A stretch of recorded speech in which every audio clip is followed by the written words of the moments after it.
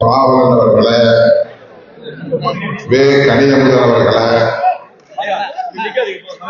வழக்கறிஞர் இல்லவன் கோதை அவர்களே, தமிழடியன் அவர்களே, அதன் பேராசிரியர் உதயபான் அவர்களே, வழக்குரைஞர் விஜயன் அவர்களே, வழக்குரைஞர் இன்குலாப் செல்லப்பாண்டியன் பாண்டியம்மாள் ஆகிய தோழர்களே, மதுரை மாவட்ட செயலாளர்கள்,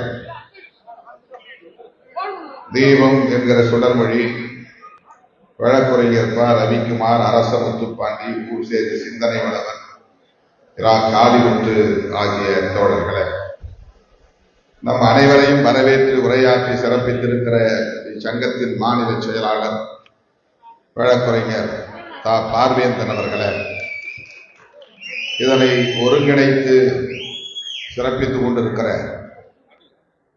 வழக்குரைஞர் அருள் ஜோசப், வழக்குரைஞர் சிவலிங்கம், வழக்குரைஞர் சரவணன் ஆகிய தோழர்களே, நம்முடைய அழைப்பை ஏற்று இந்நிகழ்வில் பங்கேற்று கருத்துரை வழங்கி சிறப்பித்திருக்கிற திராவிடர் கழகத்தின் கொள்கை பரப்பு செயலாளர் வழக்குரைஞர் அருள்மொழி அவர்களே, SDPI மாநில தலைவர் நெல்லை முபாரக் அவர்களே, இந்திய கம்யூனிஸ்ட் கட்சியின் முன்னணி தோழர் மூத்த வழக்குரைஞர் வாப்பா மோகன் அவர்களே, மூத்த வழக்குரைஞர் லஜபதி ராய் அவர்களே, சமூக செயற்பாட்டாளர் எவிடன்ஸ் கதிர் அவர்களே, நன்றியுரை வழங்க இருக்கிற வழக்குரைஞர் ஆசா அன்பழகன் அவர்களே, மற்றும் சிறப்பு அழைப்பாளர்களாக பங்கேற்று இந்நிகழ்வுக்கு சிறப்பு சேர்த்திருக்கிற வழக்குரைஞர் பசும்பன் பாண்டியன் அவர்களே, வழக்குரைஞர் மோகன்குமார் அவர்களே, மற்றும் வழக்குரைஞர்கள் முத்து அமுதநாதன், கு Bharathi, KK Sami, Raja Mohammed, Thirunavukkarasu, Manoharan, Ganesan, Baskar, Vanchinathan, Jimraj, Milton, Bhagat Singh, John Vincent, அகராதி, லதா உள்ளிட்ட சிறப்பு விருந்தினர்களே, இச்சங்கத்தின் அழைப்பை ஏற்று இந்நிகழ்வில் பங்கேற்று இதனை சிறப்பித்துக் கொண்டிருக்கிற பாராட்டு பெற்றிருக்கிற மூத்த தோழர்கள், வழக்குரைஞர்கள், வழக்குரைஞர் சுப்பிரமணியன், வழக்கறிஞர் அண்ணன் சின்னராஜா, வழக்குரைஞர் சிலம்பரசன், வழக்குரைஞர் இளமாறன், மற்றும் இந்த ஆண்டுக்கான சட்ட மாமனிதர் விருதினை பெற்றிருக்கிற மக்கள் கண்காணிப்பகத்தின் நிர்வாக இயக்குனர் திரு மதிப்பிற்குரிய அண்ணன் வழக்குரைஞர் ஹென்றி திபேன் அவர்களே, மற்றும் இதனை நெறியாளுகை செய்து கொண்டிருக்கிற சங்கத்தின் முன்னணி பொறுப்பாளர்கள், வழக்குரைஞர்கள் காத்தவராயன், சரிதா, மகேஸ்வரி, இந்துமதி, பிரதீபா, நீதிமலர், லட்சுமி பிரியா, தமிழரசி, திலகவதி, விவேகா ஆகிய தோழர்களே, மற்றும் இந்த நிகழ்வில் பங்கேற்று இதனை சிறப்பித்துக் கொண்டிருக்கிற சங்கத்தின் மாநில துணை செயலாளர்களே, வரவேற்பு குழுவை சார்ந்த வழக்குரைஞர்களே, பல்வேறு மாவட்டங்களிலிருந்து வருகை தந்திருக்கிற சங்கத்தின் முன்னணி பொறுப்பாளர்களே, இந்த நிகழ்வில் பங்கேற்று இதனை சிறப்பித்துக் கொண்டிருக்கிற நமது தோழமை இயக்கங்களை சார்ந்த நண்பர்களே, மிக சிறப்பாக இங்கே இசைப்பொழிவு வழங்கிய மக்கள் கலை இலக்கிய கழக கலைக்குழுவை சார்ந்த தோழர் கோவன் அவர்களின் தலைமையிலான கலைஞர்களே, வீணை சிலம்பு அவர்களே, திரளாக கூடியிருக்கிற என் உயிரின் உயிரான விடுதலை சிறுத்தைகளே, சமத்துவ வழக்கறிஞர்களே, உங்கள் அனைவருக்கும் என்னுடைய தெளிவார்ந்த வணக்கத்தை தெரிவித்துக் கொள்கிறேன்.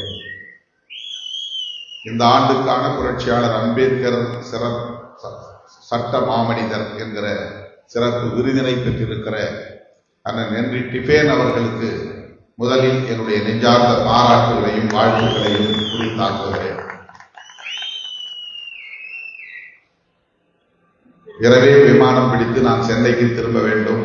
நாளை காலை பல்வேறு நிகழ்ச்சிகளில் நான் பங்கேற்க வேண்டும் என்கிற நெருக்கடியில் உங்கள் முன்னால் இருக்கிறேன்.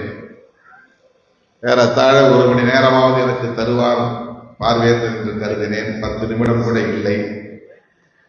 எதை பேசுவது எதை விடுவது என்று எனக்கு தெரியவில்லை. இந்த ஆண்டு சட்ட நாளாக மட்டும் இதை கொண்டாடாமல் எஸ்ஐஆர் என்கிற சிறப்பு தீவிர சீராய்வு நடவடிக்கை பாரதிய ஜனதா அரசும் தேர்தல் ஆணையமும் சேர்ந்து நடத்துகிற ஒரு கூட்டு சதி என்கிற வகையில் இதை ஒருங்கிணைக்க வேண்டும் என்று நான் கேட்டுக்கொண்டேன். அதன் அடிப்படையில் இந்த நிகழ்ச்சி பாஜக தேர்தல் ஆணையத்தின் கூட்டுச்சதி, குடியுரிமை பறிக்கும் கூட்டுச்சதி எஸ்ஐஆர் என்னும் பொருளில் நடைபெற்றுக் கொண்டிருக்கிறது. ஆனால் அது குறித்து இங்கே பேசுவதற்கு போதிய கால அவகாசம் இல்லை. நிறைய நம்முடைய மூத்த தோழர்கள் பலர் இங்கே இருக்கிறார்கள். அவர்கள் எல்லாம் பேச வேண்டும் என்று பார்வையற்றர் விருப்பம் தெரிவித்தார். ஆனால் நேரமில்லை. புரட்சியாளர் அம்பேத்கர் அவர்கள் அல்லும் பகலும் அயராது பாடுபட்டு கண்துஞ்சாமல் உழைத்து உருவாக்கிய ஒரு மகத்தான விடுதலை ஆவணம்தான் அரசமைப்பு சட்டம். இன்றைக்கு நாடு முழுவதும் மிகப்பெரிய அளவில் பேசுபடு பொருளாக மாறியிருப்பது அரசமைப்பு சட்டம்தான். பாஜக ஆட்சிக்கு வராமல் இருந்திருந்தால், பாஜக ஆட்சி பீடத்தில் அமராமல் இருந்திருந்தால் இந்த அரசமைப்பு சட்டம் குறித்து இந்த அளவுக்கு விவாதம் உருவாகி இருக்காது, நடந்திருக்காது. இது ஒரு பேசுபடு பொருளாக மாறி இருக்காது. மோடி அவர்கள் பிரதமரான நாளில் இருந்து கடந்த 11 ஆண்டுகளாக விடுதலை சிறுத்தைகள் கட்சியின் எல்லா மேடைகளிலும் அதிகம் பேசப்படுவது அரசமைப்பு சட்டம் குறித்துதான். டிமானிட்டைசேஷன் என்கிற பணமதிப்பு நீக்க நடவடிக்கையை மோடி அறிவித்தவுடன் அரை மணி நேரத்தில் செய்தியாளர்களை அழைத்து நான் பேசும்போது இந்திய அரசமைப்பு சட்டத்திற்கு இவர்களால் பெரும் ஆபத்து சூழும் என்கிற அச்சம் நேரிடுகிறது. இவர்கள் இந்த அரசமைப்பு சட்டத்தை ஒரு பொருட்டாகவே மதிக்கிற அணுகுமுறை கொண்டவர்களாக இல்லை என்கிற கவலையை வெளிப்படுத்தி உடனடியாக அதற்கு எதிர்வினையாக அரசமைப்பு சட்ட பாதுகாப்பு மாநாட்டை அறிவித்தோம். புதுச்சேரியிலே லட்சக்கணக்கான தோழர்கள் திரண்ட மாநாடு நடந்தது. அந்த நாளில் இருந்து இதுவரையில் தொடர்ந்து எல்லா மேடைகளிலும் அரசமைப்பு சட்டத்தை பற்றியே நாம் பேசிக் கொண்டிருக்கிறோம். மற்ற கட்சிகளின் மேடைகளில் அது விவாதிக்கப்படுகிறதா என்று எனக்கு தெரியாது. நான் பேசுகிற எல்லா மேடைகளிலும் அரசமைப்பு சட்டம் குறித்து பேசிக் கொண்டிருக்கிறேன். தமிழ்நாட்டில் மட்டுமல்ல, எந்த மாநிலங்களுக்கு சென்றாலும் இதைத்தான் பேசிக் கொண்டிருக்கிறேன். இப்போது விடுதலை சிறுத்தைகள் மட்டுமல்ல, ஜனநாயகத்தின் மீது நம்பிக்கையுள்ள ஒவ்வொருவரும் அரசமைப்பு சட்டம் குறித்து மிக ஆழமாக பேசத் தொடங்கி இருக்கிறார்கள், விரிவாக விவாதிக்க தொடங்கி இருக்கிறார்கள். இதற்கெல்லாம் ஒரு வகையிலே பாரதிய ஜனதா தலைமையிலான அரசுதான் காரணம். இவர்கள் ஆட்சிக்கு வராமல் இருந்திருந்தால் இந்த அரசமைப்பு சட்டத்தின் சிறப்பு நமக்கு தெரிந்திருக்காது. புரட்சியாளர் அம்பேத்கரின் உழைப்பு நமக்கு தெரிந்திருக்காது. அவருடைய கனவு என்ன என்பதை நாம் மேலோட்டமாக அறிந்து வைத்திருப்போமே தவிர இவ்வளவு ஆழமாக நம்மால் உணர்ந்திருக்க முடியாது. ஆக ஒரு வகையிலே பிஜேபிக்கு நாம் நன்றி சொல்ல கடமைப்பட்டிருக்கிறோம். இன்றைக்கு அரசமைப்பு சட்டம் குறித்து காங்கிரஸ் கட்சியினுடைய தலைவர் ராகுல் காந்தி அவர்கள் செல்லும் இடமெல்லாம் தேர்தல் களங்களில் கூட பேசுகிறார். நடந்து முடிந்த நாடாளுமன்ற தேர்தலில் வெற்றி பெற்ற உடனேயே நாம் மக்களவையில் சென்று பதவியேற்ற போது ராகுல் காந்தி உட்பட அனைத்து எதிர்க்கட்சி நாடாளுமன்ற உறுப்பினர்களும் ஒரு கையில் அரசமைப்பு சட்டம் வைத்துக் கொண்டே இன்னொரு கையில் கையொப்பமிட்டு பதவியேற்றுக் கொண்டோம். அதில் பெரும்பாலானோர் ஜெய்பீம் என்கிற முழக்கத்தை மக்களவையிலே எழுப்பியதை நீங்கள் பார்த்திருக்க முடியும். ஆக அரசமைப்பு சட்டத்திற்கு ஆபத்து என்கிற ஒரு நிலை உருவான சூழலில்தான் அது குறித்து இன்றைக்கு விரிவாக நாம் பேசும் நிலை ஏற்பட்டிருக்கிறது. அரசமைப்பு சட்ட நாள் அரசு விழாவாக கொண்டாடப்படும் என்று இந்த அரசு அறிவித்தாலும் கூட, அதை கடைபிடித்தாலும் கூட, அவர்களின் உண்மையான நோக்கம் இந்த அரசமைப்பு சட்டத்தை நீர்த்து போகச் செய்வதுதான். இதை வெளிப்படையாக நேரடியாக தூக்கி எறிய முடியாத நிலையில் இந்த சட்டத்தை நீர்த்து போகச் செய்வது எப்படி என்கிற அனைத்து சதி வேலைகளையும் இவர்கள் தொடர்ந்து செய்கிறார்கள். அதற்கு பல சான்றுகளை சொல்ல முடியும். அவர்கள் குடியுரிமை திருத்த சட்டம் கொண்டு வந்தது அரசமைப்பு சட்டத்திற்கு எதிராகத்தான். அவர்கள் ஜம்மு காஷ்மீர் மாநிலத்தை உடைத்து யூனியன் பிரதேசங்களாக மாற்றியது அரசமைப்பு சட்டத்திற்கு எதிராகத்தான். ஏன் இன்றைக்கு எஸ்ஐஆரை நடைமுறைப்படுத்துவது அரசமைப்பு சட்டத்திற்கு எதிராகத்தான். தேர்தல் ஆணையத்திற்கு குடியுரிமையை பரிசோதிப்பதற்கு எந்த அதிகாரமும் கிடையாது. அல்லது சிஏஏ என்கிற சட்டத்தை நடைமுறைப்படுத்துகிற அதிகாரம் தேர்தல் ஆணையத்திற்கு கிடையாது. ஆனால் இந்த ஆட்சியாளர்கள் தேர்தல் ஆணையத்தை பயன்படுத்தி குடியுரிமை திருத்த சட்டத்தை நடைமுறைப்படுத்தும் வகையில் இன்றைக்கு ஃபார்ம் கொடுத்து விண்ணப்பங்களை கொடுத்து அதை பூர்த்தி செய்ய சொல்லுகிறார்கள்.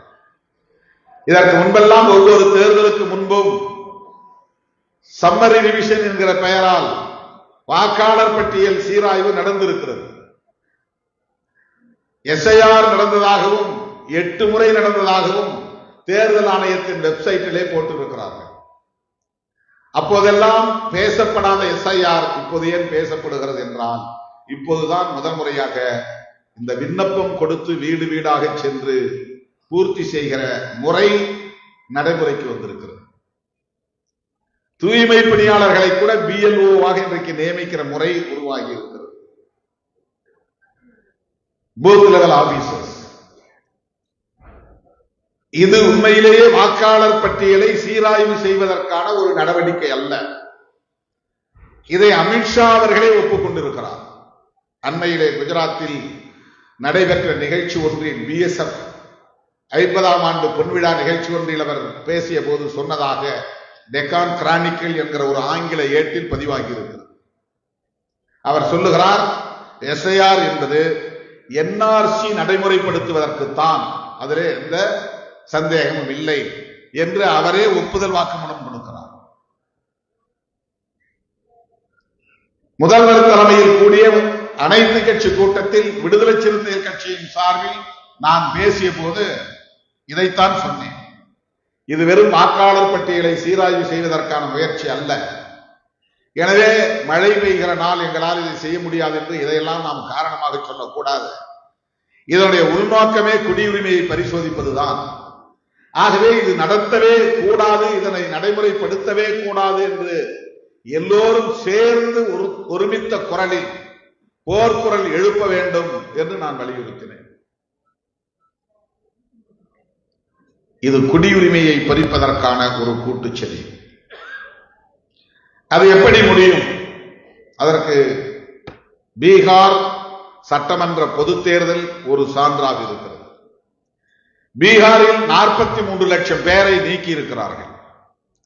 இந்த 43 லட்சம் பேரில் யாராவது ஒருவர் பங்களாதேஷி என்று சொல்ல முடியுமா?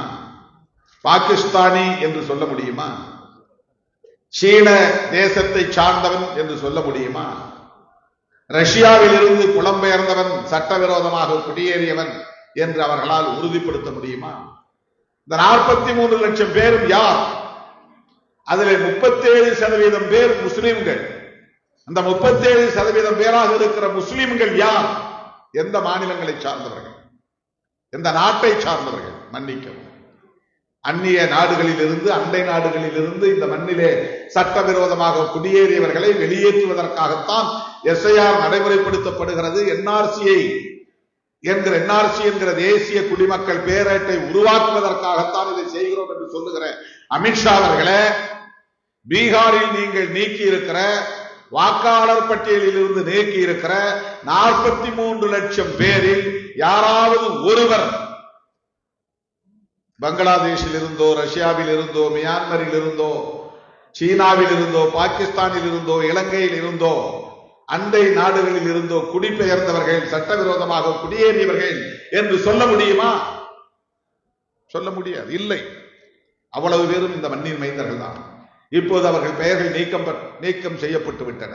அவர்கள் இனி நாங்கள் இந்த மண்ணின் குடிமக்கள் தான் என்று உறுதிப்படுத்தி வாக்காளர்களாக தங்களை இணைத்துக் கொள்ள வேண்டும்.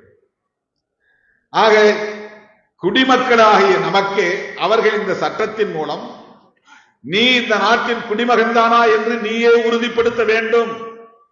அப்படி உறுதிப்படுத்திய பிறகு நீ வாக்காளர்களாக தன்னை உறுதிப்படுத்திக் கொள்ள வேண்டும் என்கிற ஒரு இக்கட்டை அல்லது நெருக்கடியை ஏற்படுத்தி இருக்கிறார்கள். ஏன் இதை செய்கிறார்கள்? அந்த 43 லட்சம் பேரில் பிஜேபிக்கு வாக்களிக்கக்கூடிய இந்துக்களும் உண்டு. ஆனாலும் அதை பற்றி அவர்கள் பொருட்படுத்தவில்லை. ஏனென்றால் அவர்கள் இந்தியாவை தூய்மைப்படுத்துகிறார்களா? அண்டை நாடுகளில் இருந்து குடியேறக்கூடிய இஸ்லாமியர்களை குடியுரிமை அற்றவர்களாக ஆக்க வேண்டும். அதுதான் முதன்மையானது. இந்த குடியுரிமை திருத்த சட்டத்திலேயே அவர்கள் தெளிவாக சொல்லுகிறார்கள், பாகிஸ்தானில் இருந்தோ, இலங்கையில் இருந்தோ அல்லது மற்ற நாடுகளில் இருந்தோ இந்தியாவில் குடியேறியவர்களில் முஸ்லிம்களுக்கு குடியுரிமை இல்லை என்பதை தெளிவாக சொல்லுகிறார்கள். இலங்கையில் இருந்து குடியேறுகிறவர்கள் இந்துக்களாக இருந்தாலும் அவர்களுக்கும் குடியுரிமை இல்லை என்று சிஏஏ சொல்லுகிறது. இந்தியாவில், தமிழ்நாட்டில் அது குறித்து எந்த எதிர்ப்பும் கண்டனமும் உருவாகவில்லை.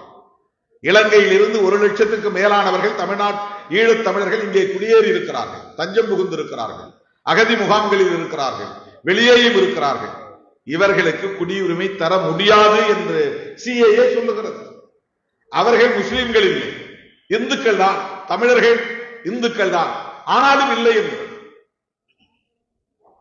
ஆக குடியுரிமையை சீராய்வு செய்கிறோம் என்கிற ஒரு நடைமுறையை நேரடியாக சொல்லாமல் வாக்காளர் பட்டியலை சீராய்வு செய்கிறோம் என்று சொல்லி அதிகாரம் இல்லாத, இந்த சட்டத்தை நடைமுறைப்படுத்துவதற்கு அதிகாரம் இல்லாத, சிஏஏ சட்டத்தை நடைமுறைப்படுத்துவதற்கு அதிகாரம் இல்லாத தேர்தல் ஆணையத்தின் மூலம் இதை இங்கே நம் மீது திணிக்கிறார்கள். இதற்கெல்லாம் ஒரு அல்டிமேட் டார்கெட் அவர்களுக்கு இருக்கிறது. அவர்கள் விரும்புகிற இந்து ராஷ்டிரத்தை அமைப்பதற்கு இந்தியாவில்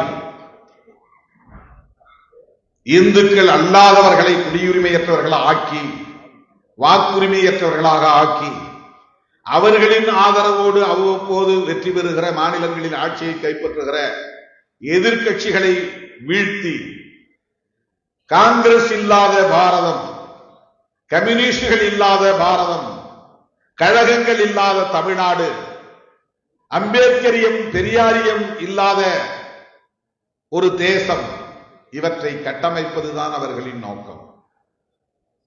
இந்த அடிப்படையை புரிந்து கொள்வதற்கு அம்பேத்கரை படிக்க வேண்டும், அரசமைப்பு சட்டத்தை படிக்க வேண்டும். அம்பேத்கரை படிக்காத எவராலும் இந்த கோணத்தில் அவர்களை புரிந்து கொள்ள முடியாது. பெரியாரை படிக்காத எவராலும் பிஜேபியை, RSS உண்மையான அவர்களின் முகத்தை அறிந்து கொள்ள முடியாது. அதுதான் பிரச்சனை. அவர்களை சராசரி அரசியல் இயக்கமாகவோ அல்லது ஒரு சங்கமாகவோ பலரும் பார்க்கிறார்கள். பிஜேபி சராசரி அரசியல் கட்சி அல்ல. RSS சராசரியான ஒரு சமூக இயக்கம் அல்ல. அவர்களுக்கு ஒரு பெரிய நீண்ட நெடிய நோக்கம் இருக்கிறது. அந்த நோக்கம் மிக வெளிப்படையாக சொல்ல வேண்டுமானால், தெளிவாக சொல்ல வேண்டுமானால், அரசமைப்பு சட்டத்தை தூக்கி எறிய வேண்டும் என்பதுதான். இந்த அரசமைப்பு சட்டம் தான் அவர்களுக்கு மிகப்பெரிய நெருக்கடி. காங்கிரஸை விட, கம்யூனிஸ்டுகளை விட, திராவிட கட்சிகளை விட, அம்பேத்கர் பெரியார் இயக்கங்களை விட அவர்களுக்கு இங்கே முட்டுக்கட்டையாக இருப்பது, எதிராக இருப்பது, அவர்கள் விரும்பி அந்த பழைய இந்தியாவை தகர்க்க விடாமல் பாதுகாப்பதற்கு தடையாக இருப்பது அரசமைப்பு சட்டம் ஒன்றுதான். அவர்களுக்கு பிடிக்காத செக்யூலரிசம் அரசமைப்பு சட்டம் முன்மொழிகிறது. அவர்களுக்கு பிடிக்காத புளூரலிசம் அரசமைப்பு சட்டத்திலே இருக்கிறது. அவர்களுக்கு பிடிக்காத கூட்டாட்சி தத்துவம் அரசமைப்பு சட்டத்திலே இருக்கிறது. அவர்களுக்கு பிடிக்காத சகோதரத்துவம் அரசமைப்பு சட்டத்திலே இருக்கிறது. அவர்களுக்கு பிடிக்காத சமத்துவம் அரசமைப்பு சட்டத்திலே இருக்கிறது. எப்படி அவர்கள் அரசமைப்பு சட்டத்தை பாதுகாப்பார்கள்? இந்த கோட்பாடுகள் தானே இன்றைக்கு நாம் பார்க்கிற இந்த புதிய மாற்றங்களை இந்தியாவில் உருவாக்கி கொண்டிருக்கிறது.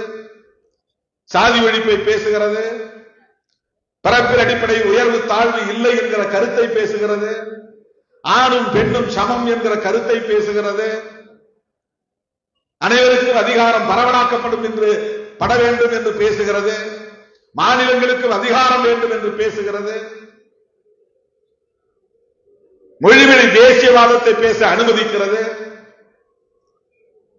ஜனநாயகத்தின் பெயரால் யாரும் இயக்கம் கட்டலாம், குரல் கொடுக்கலாம், போராடலாம், மாற்று கருத்து சொல்லலாம், எது கருத்து சொல்லலாம், விமர்சிக்கலாம் என்கிற இந்த சுதந்திரத்தை தருகிறது. இவையெல்லாம் அவர்களுக்கு பிடிக்கவில்லை. ஆகவே அவர்களின் உண்மையான எதிரி தேர்தல் களத்தில் இருக்கிற கட்சிகள் அல்ல, கருத்தியல் களத்தில் அவர்களுக்கு மிகப்பெரிய பகை சக்தியாக இருப்பது புரட்சியாளர் அம்பேத்கர் அவர்கள் வகுத்தளித்த அரசமைப்பு சட்டம் தான். அதை அவர்களால் வெளிப்படையாக சொல்ல முடியாது. பெரியாரை வெளிப்படையாக எதிரி என்று சொல்ல முடியும் அவர்களால். புரட்சியாளர் அம்பேத்கர் அவர்களை வெளிப்படையாக பகை சக்தி என்று சொல்ல முடியாது. ஏனென்றால் புரட்சியாளர் அம்பேத்கர் அவர்கள் இன்றைக்கு சர்வதேசமயமாகி இருக்கிறார், உலகமயமாகி இருக்கிறார், அறிவார்ந்த சக்திகளால் உயர்த்தி பிடிக்கப்படுகிறார். அவரை பேசாமல், அவரை மேற்கோள் காட்டாமல் நாடாளுமன்றத்திலோ நீதிமன்றத்திலோ எவனாலும் வாதாட முடியாது, சமூக தளத்தில் எவனாலும் பேச முடியாது. அவ்வளவு பெரிய இருப்பை இன்றைக்கு அவர் உறுதி செய்திருக்கிறார்.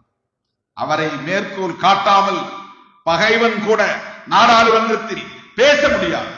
பிஜேபி காரனே ஒரு நாளைக்கு 5 முறை எழுந்திருந்து பாபா சாஹேப் அம்பேத்கர் ஜெயந்தி என்று சொல்லக்கூடிய நிலை. எந்த தளத்தில் விவாதம் நடந்தாலும் அவ்வளவு தளங்களிலும் புரட்சியாளர் அம்பேத்கரின் கான்ட்ரிபியூஷன் இருக்கிறது, பங்களிப்பு இருக்கிறது. அவருடைய கருத்து ஆதிக்கம் செய்கிறது. அவரை மேற்கோள் காட்டாமல், அவருடைய எழுத்தை மேற்கோள் காட்டாமல், அவருடைய பேச்சை மேற்கோள் காட்டாமல் நாடாளுமன்றத்திலே விவாதிக்க முடியாது. அப்படிப்பட்ட ஒரு தாக்கத்தை அவர் ஏற்படுத்தி இருக்கிறார். ஆகவே அவர்களால் புரட்சியாளர் அம்பேத்கரை பகை சக்தி என்று காட்ட முடியாது, அரசமைப்பு சட்டத்தை எதிராக நிறுத்த முடியாது. ஆனால் இதை நடைமுறைப்படுத்துகிறார்கள். அதுதான் பிரச்சனை. 10-15 ஆண்டுகளுக்கு முன்பு தமிழ்நாட்டிலே தலித் இயக்கங்கள் வெவ்வேறு பெயரில் வெவ்வேறு சாதி அடையாளங்களோடு இருந்தாலும் ஒரே மேடையில் ஏறி நிற்கிற நிலையை நாம் பார்த்தோம். இன்றைக்கு என்ன நிலை? பேச முடியுமா? ஏறி நிற்க முடியுமா? எவ்வளவு பெரிய பாகுபாட்டை, இடைவெளியை ஏற்படுத்தி விட்டார்கள். சாதி பெருமிதம் பேச வைத்திருக்கிறார்கள். அம்பேத்கர் எங்களுக்கு தலைவர் இல்லை என்று ஒரு இளைய தலைமுறையினரை சொல்ல வைத்திருக்கிறார்கள். எங்கள் சமூகத்திற்கு என்று சாதிக்கென்று தலைவர்கள் இருக்கிறார்கள், அம்பேத்கர் எங்களுக்கு தலைவர் இல்லை என்று சொல்லுகிற நிலை ஏற்பட்டிருக்கிறது. இதுதான் எல்லா மாநிலங்களிலும் RSS சங் பரிவார் அமைப்புகள் செய்கின்றன. ஓபிசி சாதியில் ஒவ்வொரு சாதியையும் தனித்தனியே சிதறடிக்கிறார்கள். ஆண்ட பரம்பரை, அரச பரம்பரை என்று சாதி பெருமை பேச வைத்து, சாதி உணர்வை வளர்த்து, சாதி வெறியை ஊக்கப்படுத்தி, அதன் மூலம் மத வெறியை வளர்க்கிறார்கள். இஸ்லாமியர் என்கிற உணர்வை உருவாக்குவதற்கு குர்ஆன் போதும், கிறிஸ்தவன் என்கிற உணர்வை உருவாக்குவதற்கு பைபிள் போதும். ஆனால் இந்து என்கிற உணர்வை உருவாக்குவதற்கு சாதி உணர்வு தேவைப்படுகிறது. சாதியை வளர்த்தால்தான் இந்து என்கிற உணர்வு மேலும். சாதி இல்லை என்று சொன்னால் இந்து என்கிற உணர்வு வளராது. சாதி ஒழிக என்று சொன்னால் இந்து என்கிற உணர்வு வளராது. எனவே சாதி ஒழிப்பை பேசுகிற புரட்சியாளர் அம்பேத்கருக்கு எதிரான அந்த சக்திகள் தலித் இயக்கங்களில் ஊடுருவல் செய்து இன்றைக்கு சாதி பெருமை பேச வைத்து இந்தியா முழுவதும் உடைத்து விட்டார்கள், சிதறடித்து விட்டார்கள்.